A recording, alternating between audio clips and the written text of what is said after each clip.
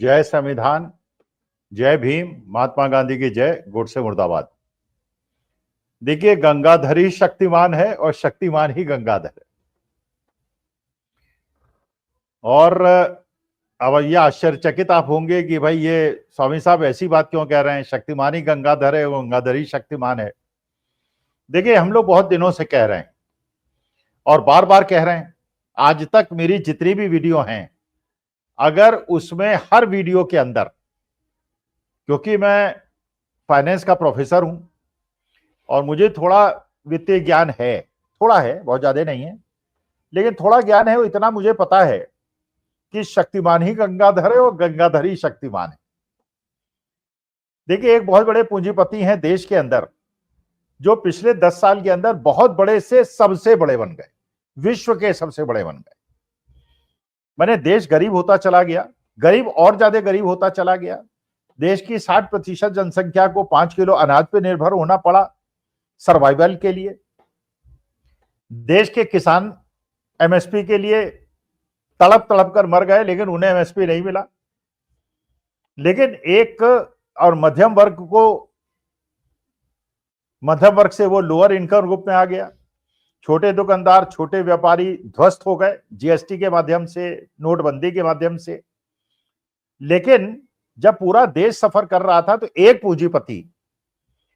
पूंजीपति विश्व का दूसरा सबसे अमीर आदमी बन गया। अब ये बना कैसे?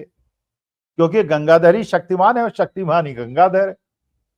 तो भारत जैसे गरीब देश में दूसरा विश्व का सबसे अमीर आदमी, क्योंकि देखिए बाकी इंडस्ट्री से अगर आप कंपैरिजन करें, सारी इंडस्ट्री से कंपैरिजन करें, रिलायंस से करें, टाटा से करें, गोयनका से करें, झुनझुनवाला से करें, किर्लोस्कर से करें, सबके पास इंफ्रास्ट्रक्चर है, सबके पास एम्प्लॉइज हैं और सालों की मेहनत लगी है।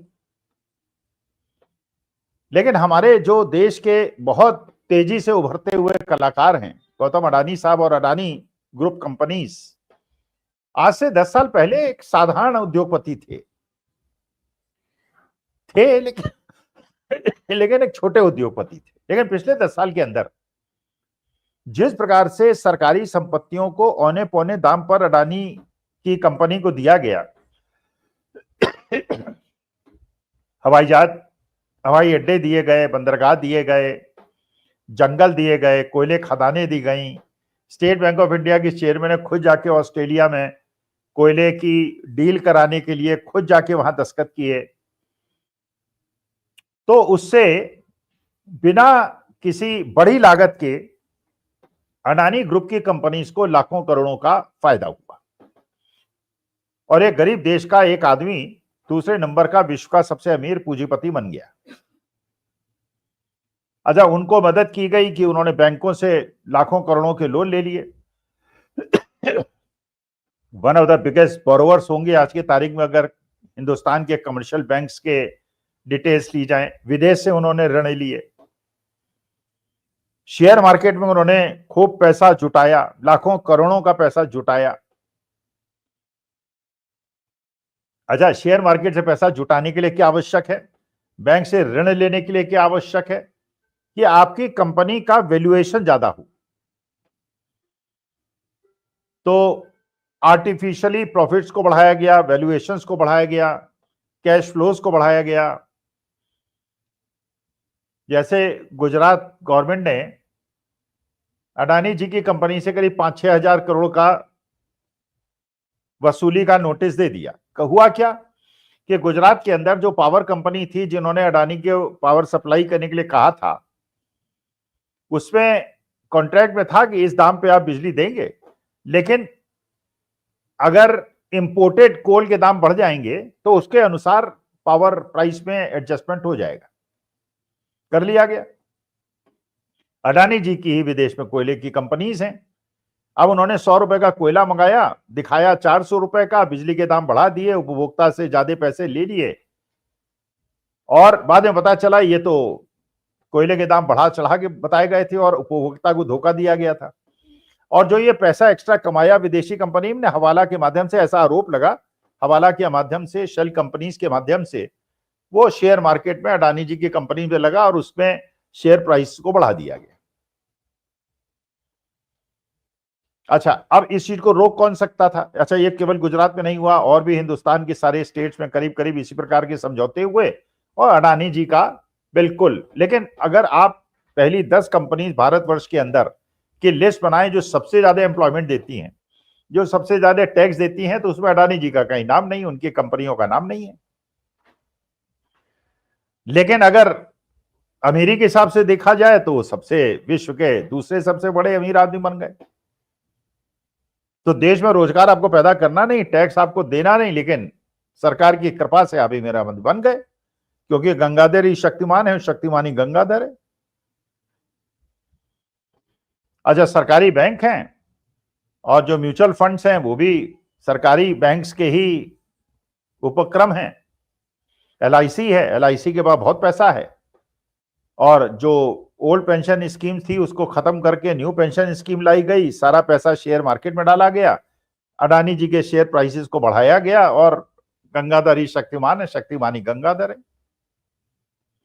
अब सवाल यह है कि जो ये गंगाधर हैं पूंजीपति, इनकी सरकार इतनी मदद क्यों करती है, और पूंजीपतियों की क्यों नहीं करती? टाटास की क्यों नहीं करती? किर्लोस्कर की क्यों नहीं करती? अंबानीज की क्यों नहीं करती? नारायण मूर्ति की क्यों नहीं करती? बजाज की क्यों नहीं करती? केवल इनकी क्यों करती है? क्योंकि गंगाधर ही शक्तिमान है, शक्तिमान ही गंगाधर है। अभी किसका पैसा कहां लगा हुआ है, ये मेरे ख्याल से आपको समझने में परेशानी नहीं होगी। तो राजनीतिक लोगों का क्या इस कंपनी में पैसा लगा हुआ है, इसलिए उसको बढ़ाने के लिए इसका उपयोग किया जाता है? क्या ब्यूरोक्रेट्स का पैसा भी इसमें लगा हुआ है? ब्यूरोक्रेट्स, पॉलिटिशियंस और पूंजीपति के बीच का कोई गठजोड़ है, जो राहुल गांधी ने अपनी प्रेस कॉन्फ्रेंस में कहा? लेकिन राहुल गांधी ने जो बात कही, बड़ी गंभीर बात कही। अब अमेरिका में अभी तक तो ये था कि हिंदुस्तान में हम लोग कहा करते थे कि भाई अडानी जी की कंपनियों में इतने सारे आरोप लग रहे हैं, इनकी जांच कराइए। लेकिन हम लोगों की बात को हंसी में उड़ा दिया जाता है, अरे आप लोग हिडनबर्ग की बात पे विश्वास करते हैं, अरे आप लोग जॉर्ज सोरोस के आदमी हैं। अरे हमें ना जॉर्ज सोरोस से कोई मतलब, ना हमें हिडनबर्ग से मतलब, हमें अपने पैसे से मतलब है जो शेयर मार्केट में हमने लगाया है। और देश के अंदर लाखों करोड़ों निवेशक जिन्होंने शेयर मार्केट में म्यूचुअल फंड में पैसा लगाया, और म्यूचुअल फंड का पैसा तो अडानी में लगा हुआ है।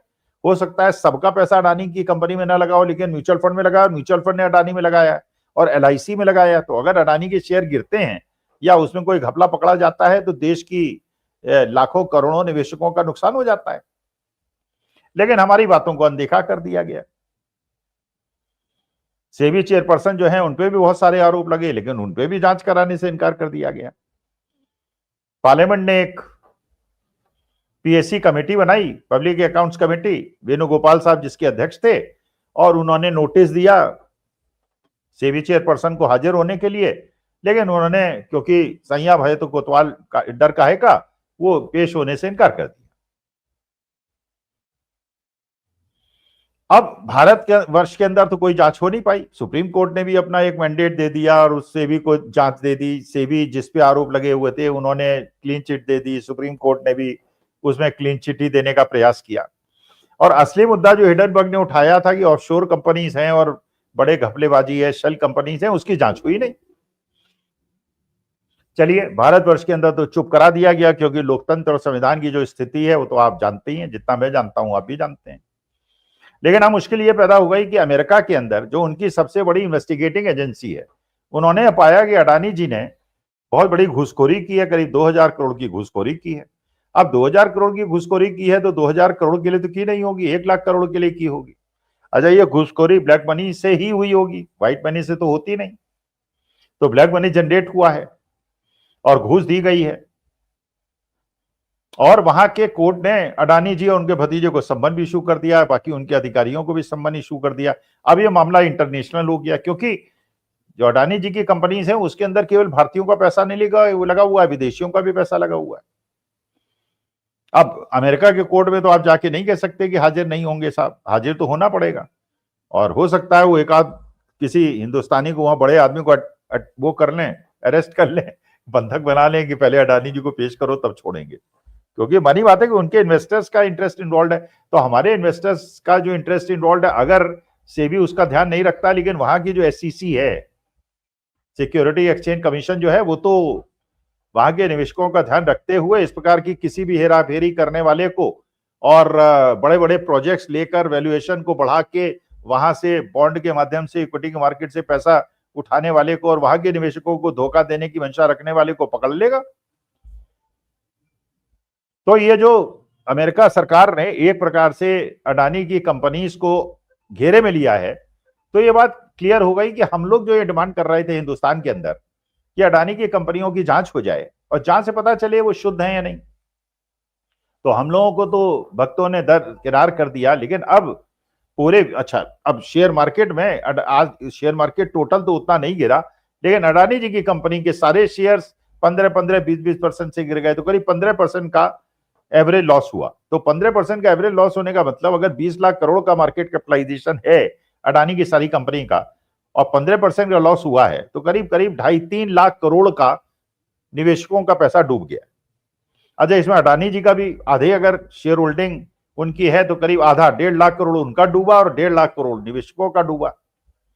अच्छा, ये भी सोचा होगा कि जो अमेरिका से बॉन्ड से पैसा उठाने वाले थे, पैसा आ जाएगा, महाराष्ट्र के चुनाव, झारखंड के चुनाव हो जाएंगे, विधायकों को खरीदने में पैसा यूज हो जाएगा।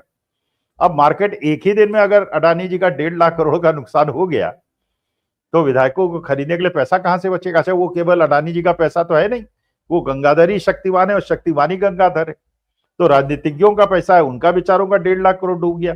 अब बेचारा तो मैं इसलिए कहूंगा कि उन्होंने बड़ी पिछली बार जैसे विधायकों को एक एक खोखे 50-50 खोखे में खरीदा था, इस बार ही पैसा इकट्ठा कर रहे थे, लेकिन डोनाल्ड ट्रंप जो अगले राष्ट्रपति हैं और बाइडेन जो आज के अमेरिका के प्रेसिडेंट राष्ट्रपति हैं, उन्होंने सारे सपनों को ठोकर लगा दी। तो अडानी जी मुश्किल में है, और अडानी जी अगर मुश्किल में है तो देश की अर्थव्यवस्था मुश्किल में है। हमारे देश के वो लोग भी मुश्किल में हैं जिन्होंने अडानी जी को बचाने के लिए टेलीविजन डिबेट्स में बहुत ज्यादा प्रचार प्रसार किए थे, और गोदी मीडिया ने तो बड़े बढ़ चढ़ के उसमें काम किया था। भाई, हम लोग तो देखिए हमेशा से अडानी जी के विरोधी रहे हैं, और हम ये मानते हैं कि कोई भी निवेश, कोई भी बड़ा पूंजीपति हो, कितना भी बड़ा आदमी हो, कितना बड़ा वाला राजनीति से उसका कनेक्शन हो, अगर उस पर आरोप लगते हैं तो सेबी का काम है उसकी जांच कराए और निवेशकों के हितों की रक्षा करे। लेकिन ये अडानी जी के मामले में नहीं हुआ। तो मेरे को ऐसा लगता है कि ये जो पूरा खेल हुआ है, इसमें हमारे देश के रेगुलेटर्स ने नहीं सुना, लेकिन विदेशी निवेश रेगुलेटर्स ने सुन लिया, और देश की अर्थव्यवस्था के लिए बहुत खतरे का संकेत है, और निवेशकों के ऊपर बहुत बड़ा खतरा मंडरा रहा है। आज उनका पैसा 1.5 लाख करोड़ का करीब निवेशकों का और 1.5 लाख करोड़ अडानी जी का डूबा है। उससे ज्यादा गंभीर विषय यह है कि अगर अडानी की कंपनियां डूबी तो देश की अर्थव्यवस्था और देश का बैंकिंग सिस्टम भी बहुत बुरी तरह से डूब जाएगा। इसलिए भगवान से प्रार्थना करता हूं कि सेबी इंक्वायरी करे, गवर्नमेंट इंक्वायरी करे, पीएससी के सामने जो सेबी चेयरपर्सन है वो पेश हों, अपना स्पष्टीकरण दें, और सेबी और गौतम अडानी जी की कंपनियों की इंक्वायरी हो, और जो दोषी हो जेल जाए और जो निर्दोष हो वो आनंद से बैठे और चाय बिस्किट पिए। नमस्कार, धन्यवाद और प्रणाम।